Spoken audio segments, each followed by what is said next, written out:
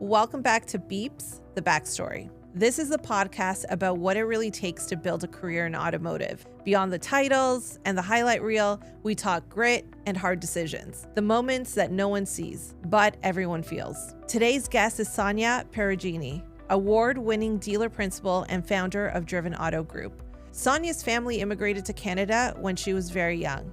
She put herself through school, built her career from the ground up, and entered an industry that doesn't hand out wins easily.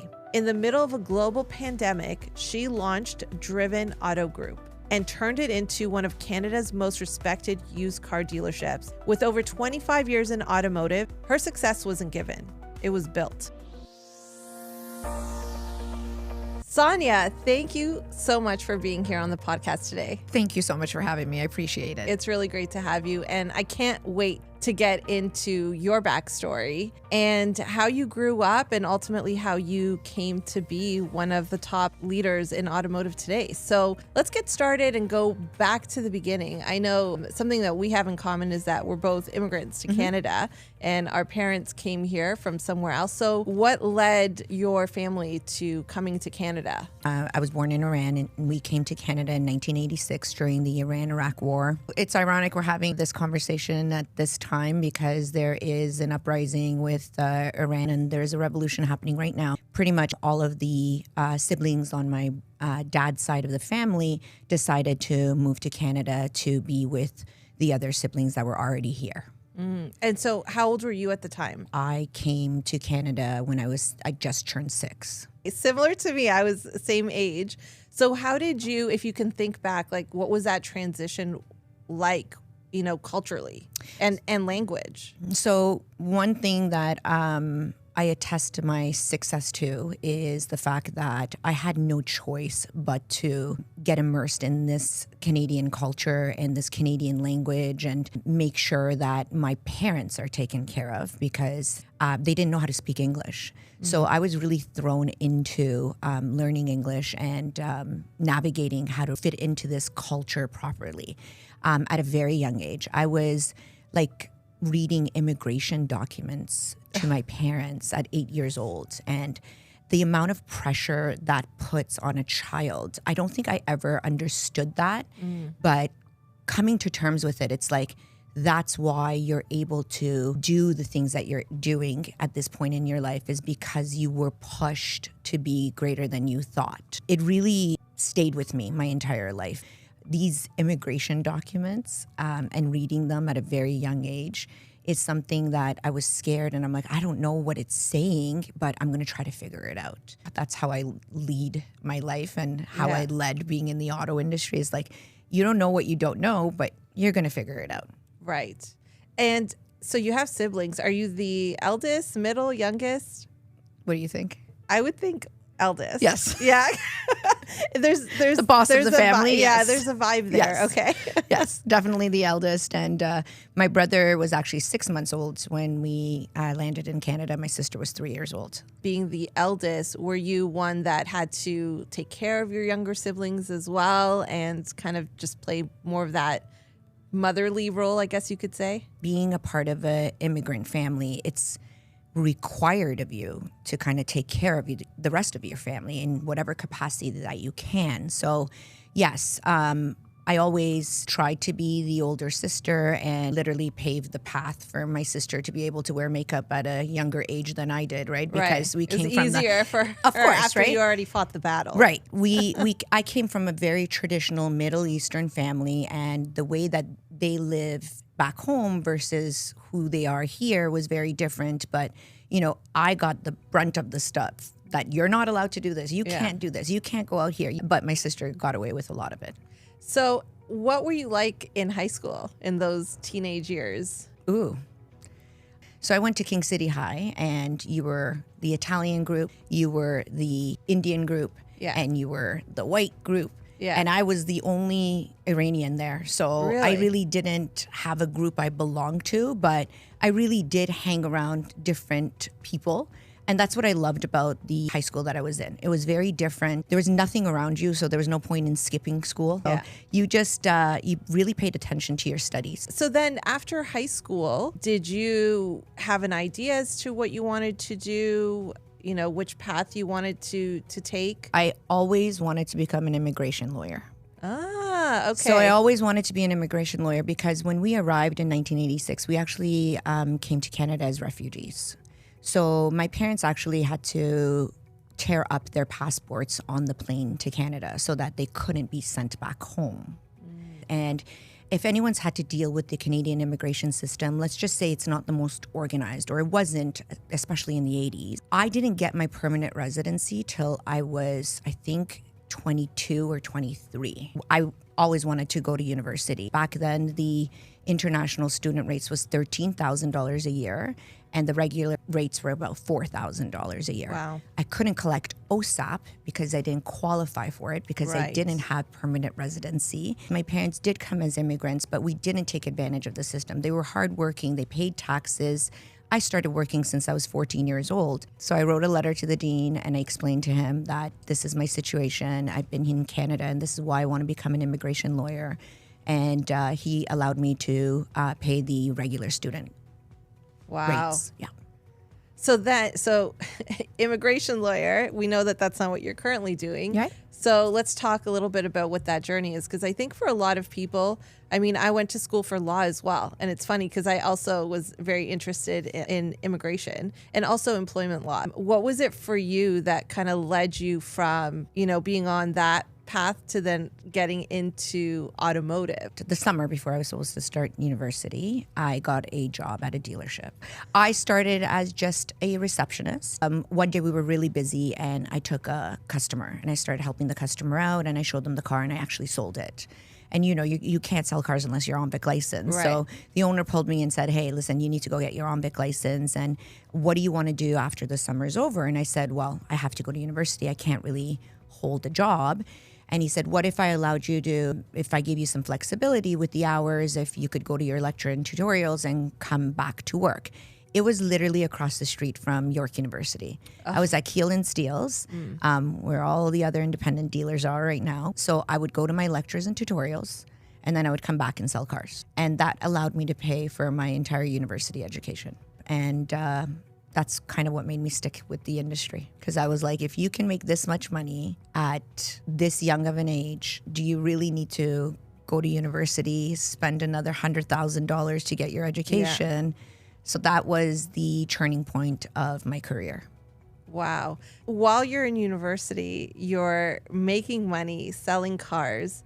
At any point, did you feel like, what's the point of continuing? Or were you determined to finish your studies? I graduated with an honors BA, and I took those, the lessons that I learned in university throughout my entire life. And there's something to be really proud of about finishing university. I really encourage any young adult to finish their education. It really does put you in a different level when you are going through your career. So now you finish university.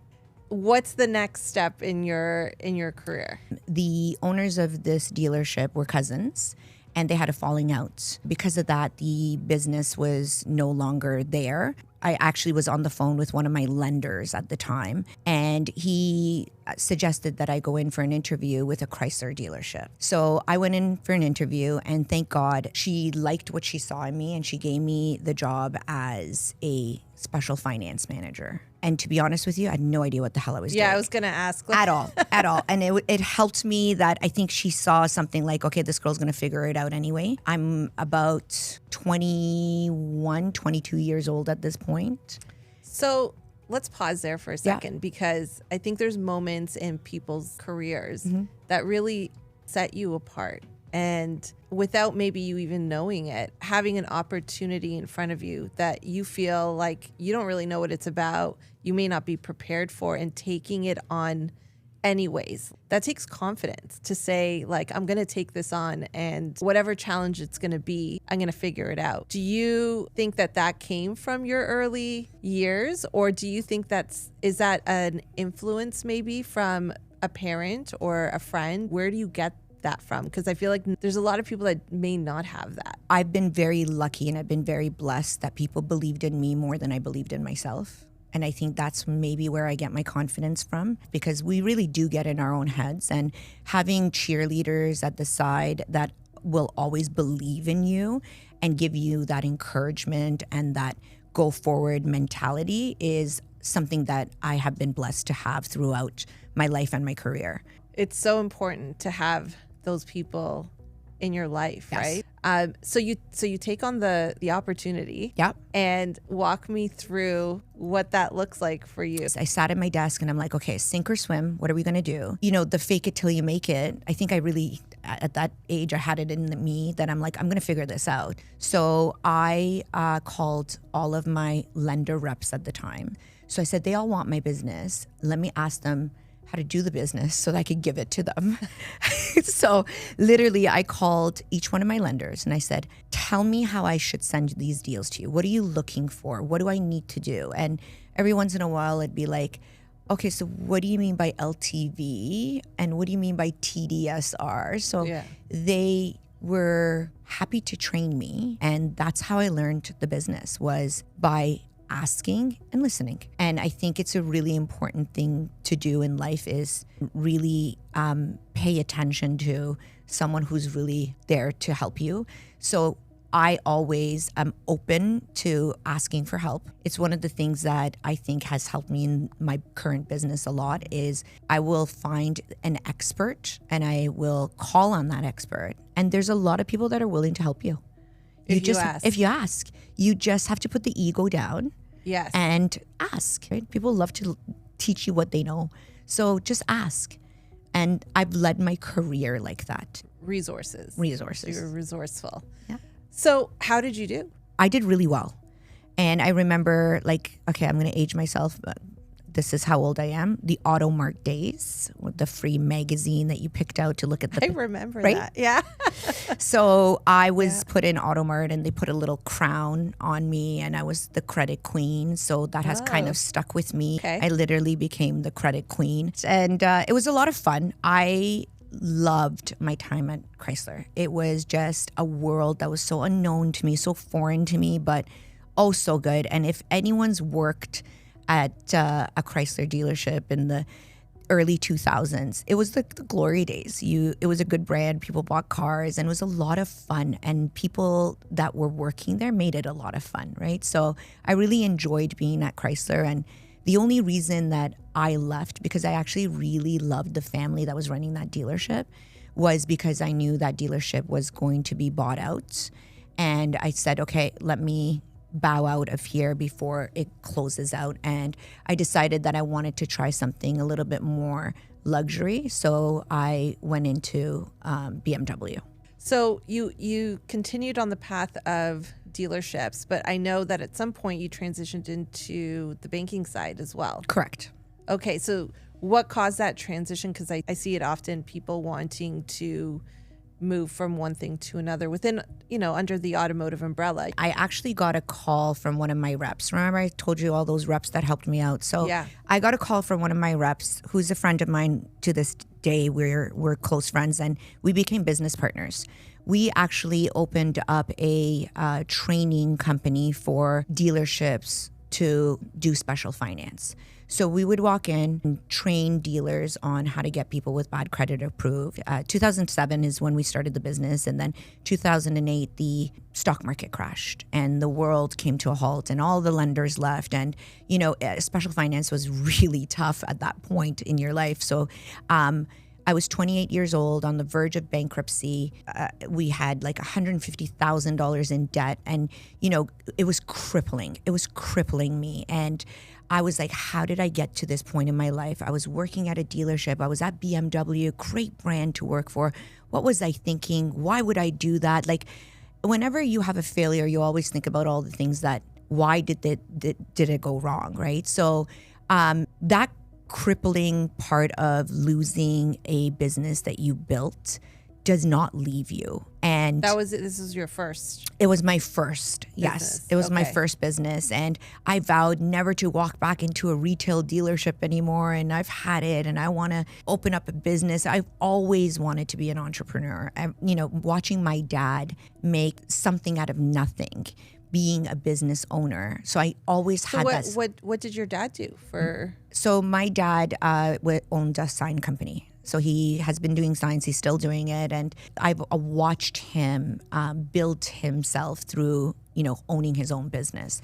And out of curiosity, because as entrepreneurs, I mean, I have kids, you have kids as well. And I often say, I don't know if they're listening to me most of the time, but I think they are definitely taking in what I'm doing. And they know what mom is doing. They know that mom is working. They understand certain things. And I just wonder, did your dad talk to you about business? Was he open about the challenges, or is this something that you took in just by observing your environment and what your dad was doing? I think my dad still to this day, it's a bone of contention with us that I didn't become a lawyer. Okay.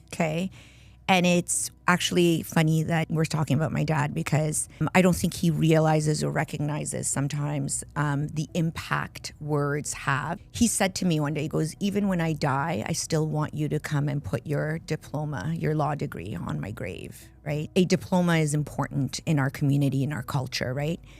Business ownership is not seen as respected as much as a lawyer or a doctor is, right? That's why we have so many lawyers and doctors and engineers in our community. So being a business owner he did it because he had to feed 3 kids and a wife, right? He had responsibilities. And when you don't have a formal education in Canada, you're not going to get anywhere except maybe opening up a business and crossing your fingers that it will work. So he never actually wanted me to own a business. If he had a preference, he would have wanted me to be a lawyer and stayed a lawyer, right? Mm-hmm. And not go through the hardship of business ownership because it is hard. It is not for the faint of heart. Being a business owner takes grit. It takes your life, it's like almost getting kicked in the gut every single day that you're a business owner. You never sleep. It never dies. It's always with you. So I don't think he wanted me to go through that and live my life through that. So it has always been a conversation with my dad and I that I think he would have preferred if I didn't get into the auto industry. And if I was maybe a lawyer, I don't know how things would have looked differently. All I know is we get paid as much as lawyers and doctors do. And I think you have a lot more fun doing what we do versus, the seriousness of being a lawyer or a doctor. Yeah. So as I'm listening to you, we have parents, they have expectations. And I think when you're young, you're looking up to your parents. Mm-hmm. You're like, this is all I know. I figured that they knew what they were doing. Yeah. Until Very you get true. older and you're like, oh my God. Yeah. What? Yeah. And I'm wondering, part of being a business owner is sometimes making your own decisions, making your own path when you don't know what's on that other side, and having to ultimately listen to yourself more than you listen to other people. I'm going to pause at what you said because it's, again, I don't know if you realize, but it's like you have someone that you obviously really care about, someone that you look up to, your parents, saying this to you. What's going on in your head and what causes you to go, thank you for your opinion, but I'm going to set my own path and I'm still going to continue and do what I feel, I'm meant to do. What's going on in your head? Like, why did you decide to do that and not go, okay, maybe I should be a lawyer? I think when you know in your gut and more people should listen to their gut and more people should be like, pay more attention to what would really make you happy. I want to enjoy what I do. I want to love what I do. And I don't think that I would have loved being a lawyer, right? Yeah. I don't think I would have enjoyed it as much as I love this crazy industry. I have a saying, I say the auto industry is like the mafia. You can never leave it. It's always with you. So to me, I really feel like it's so multifaceted. You could do all different parts of this industry. There's a lot of different elements to this business that come together so beautifully that if you do want to change, maybe you're in the industry, you love the industry, but you don't love what you're doing, you could easily transition into a different role. True. Whereas you're a lawyer, you're always a lawyer. Yeah. Right? So you followed your gut, Yes. and that led you into starting your first business. It lasted about 2 years, and it was like literally the worst timing that you can open up a business. It's when the stock market is going to crash. The world does not look the same. And tail between my legs, I was like, I'm never going to come back into the dealership. I'm going to be a successful entrepreneur and fall flat. And I had to do something to have money. And I know what I knew to do really well was to go back to the dealership world. So I reached out to a mutual friend of ours, and he said, I think I have something for you. Within a week, I was working at downtown Porsche. And one of the stories I have about Porsche was right off of Richmond.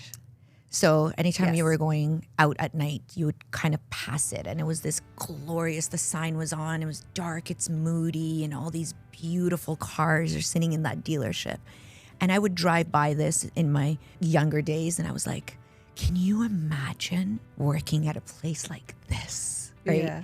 It was just, I manifested it. I never forget the heart palpitations I was having during this interview, and they had 4 people interview me, and they offered me the role, and it was fantastic. I had 30 people from the dealership at my wedding. I'll never forget that time. You know, I really loved working there. How do you get from there to then opening up your second business now? What did you learn from the first time, and what got in your head that you were like, yep, I'd love to do it again?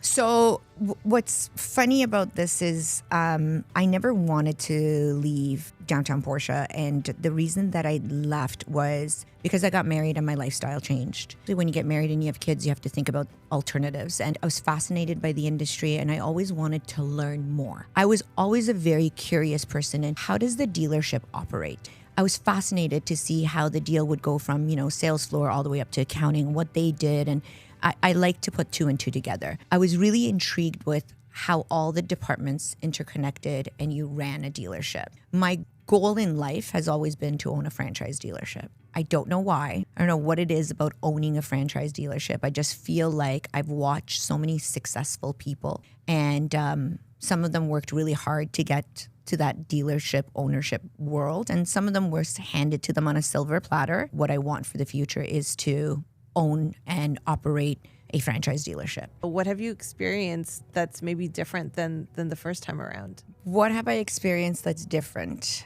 A lot. I think what I'm feeling is sometimes I get in my head of the failure that happened the first time. It's like, okay, you can't help but imagine, oh my God, what happens if this doesn't work out? Oh. Right? Especially when you had a business that failed, and I vowed to never go through that intense time again, because it really takes a toll on your mental health, forget about financial, you can always rebuild, but your mental health, you're not the same person, right? Like, I remember my hair falling out from the stress. I remember my shoulders, I couldn't even move. My neck, I couldn't even move it because I was so, it's a lot of anxiety being a business owner. What makes it different this time is the people that are there with me, supporting me throughout it, and people believing in you, and your staff that you've hired that want to see you grow as much as you do. So it is a little bit encouraging because of the people, like I said, that are in the sidelines cheering you on and saying, right, you got this. Now you're in pre-owned. Yes. Vehicle sales. Can you share what some of the challenges have been in your operations and being on that side of the business, what you've kind of seen since you've started? Because I'm sure anything that you've been going through, I'm sure a lot of people can probably relate to it. So opening up a business, and then 2 months later having the pandemic happen. So things are not the same. So I always call it BC, before COVID and after COVID. Okay. Before COVID, the world was just different, right? After COVID, I think there was a fundamental shift in people's mental health. It took a really big toll on everybody.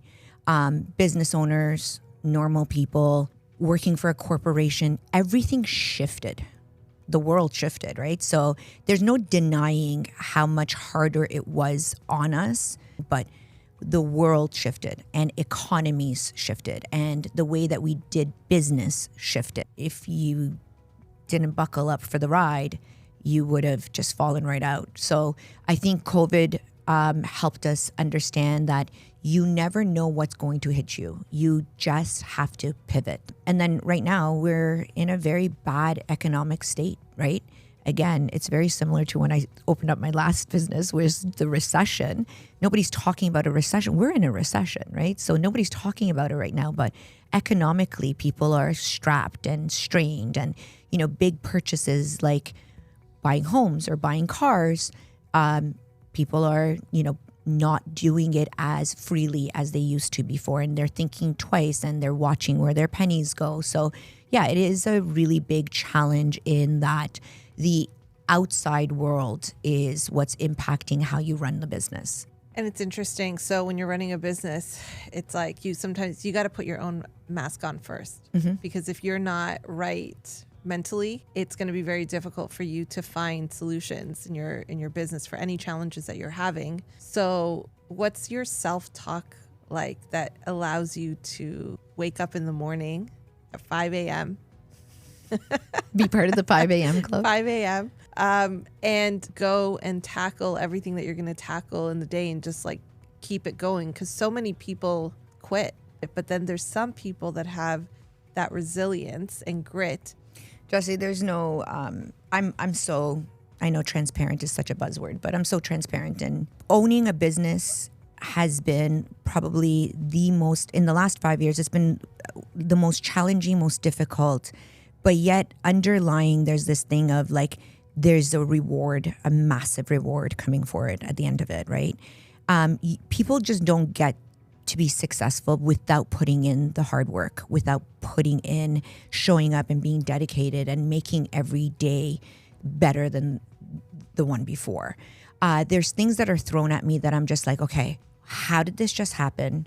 What just happened? And you have to know that you're not the only person that has gone through this in entrepreneurship. And I think if you don't go through all the failures and say, oh, I made a mistake, or, oh, I did this wrong, we're going to fix it the next time, right?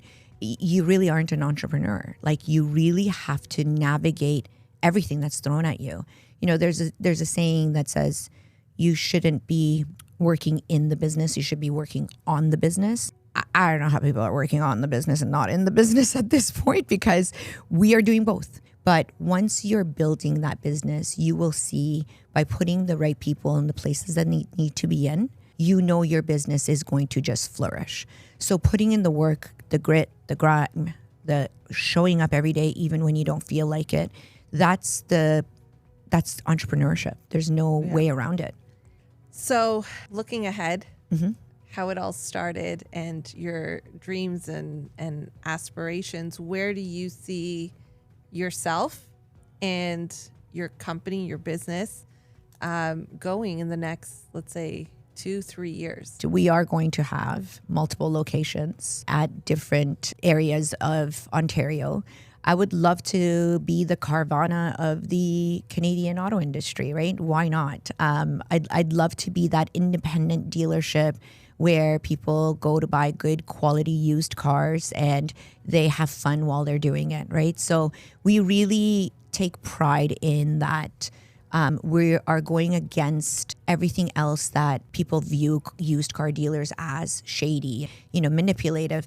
That's what I'm trying to change in the auto industry. It really saddens me when people only think about like this industry like that, because there's so much more to it, that there's really are people out there that are authentic about what they're selling. They tell you what you're getting into. They tell you maybe this is not the right car for you. Buying cars is probably one of the most stressful things that consumers go through. And if you go to a place that helps you understand your decision and your power behind your decision, I think it builds value and trust. We wanted the image of the dealership to be very clean, very fresh. Right. I don't want a one and done customer. I want repeat, referral. This is a great place to buy a car. Trust them. That's the dealership that I want to be known for. And I have to say, I've been to your location. It really is different. There is I guess a stigma with used car dealerships. I've never seen one so beautiful. Thank you. What you guys have done with the building and how it looks, and when you come inside, how it feels, it's luxurious. The reason that we built the aesthetic of the business prior to was because we didn't want special finance customers or customers that had any credit issues in the past to feel like they were less than. We wanted them to feel that this is a place that they're respected, they are welcomed, and they should be treated like a 5-star Porsche customer. For us, it was really important to make sure the aesthetics was definitely there. And the repeated amounts of people that tell us, this place is incredible. Wow. This looks great. Oh, I wasn't expecting it to look like this. Mm-hmm. It reassures them, and it reassures us that, we're building a brand that's a little bit different than what people are used to. No, you guys did an amazing job. Well, thank you for being on here, all the transparency and truth and golden nuggets of how you're running the operations. And we wish you all the best in the future. Thank you. Thank you for being on. Thank you for having me. It was a really fun opportunity. I appreciate it. Thank you so much for joining us. Conversations like this are such a powerful reminder of the resilience and humanity that exists within this industry. If you'd like to learn more about Sonia and the work she's doing, you can find her on LinkedIn or visit Driven Auto Group and follow along with the impact she continues to make in automotive. And if you enjoyed this episode, please like this video and subscribe to our YouTube channel. It really helps us connect with more people and continue sharing these powerful stories from across our industry. Thank you for spending this time with us, and we'll see you next time on Beepzz, the Backstory Podcast.